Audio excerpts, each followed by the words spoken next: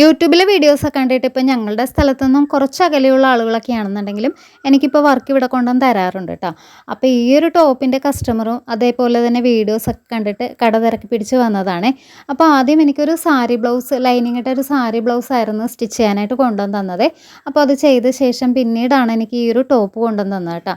അപ്പോൾ ഈ ഒരു മെറ്റീരിയൽ ആണെന്നുണ്ടെങ്കിലും ഒരു ടോപ്പ് ആൻഡ് ബോട്ടായിട്ട് വരുന്ന ഒരു സെറ്റായിരുന്നേ.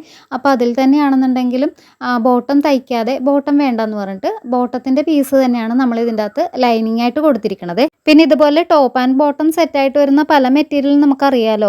അതിൽ ബോഡി പാർട്ട് കട്ട് ചെയ്ത ശേഷം നമുക്ക് കസ്റ്റമർ പറയണ ഇണക്കത്തിന് ചിലപ്പോൾ സ്ലീവ് ലെങ്ത് കിട്ടിയെന്ന് വരില്ല. അപ്പോൾ ഇതിൻ്റെ ബാക്ക് വശമാണെന്നുണ്ടെങ്കിൽ പ്ലെയിൻ ആയിട്ടുള്ള ഭാഗമായിരുന്നേ. അപ്പോൾ ആ ഒരു ഭാഗം സ്ലീവാക്കി എടുത്തിട്ട് ഫ്രണ്ടിലെ പ്രിൻ്റായിട്ടുള്ള ഭാഗമാണ് നമ്മൾ ചെറിയ ബോർഡർ പോലെ സ്ലീവിന് കൊടുത്തിട്ടുള്ളത് കേട്ടോ. പിന്നെ ഇതിൻ്റെ ഫ്രണ്ട് ഭാഗത്താണെന്നുണ്ടെങ്കിലും സീക്വൻസ് മിററും കൊണ്ടുള്ള ബഹളമായിരുന്നു കേട്ടോ. ആ ഒരു സ്ലിറ്റ് അടിക്കണ ഭാഗവും പിന്നെ നെക്കടിച്ച് മറിക്കണ ഭാഗവും ഒക്കെ ആണെന്നുണ്ടെങ്കിലും ചെറിയ ടൈപ്പ് മിറർ ആയതുകൊണ്ടിട്ട് തന്നെ നമുക്കത് പൊട്ടിച്ചെടുക്കാനും പറ്റണുണ്ടായിരുന്നില്ലേ.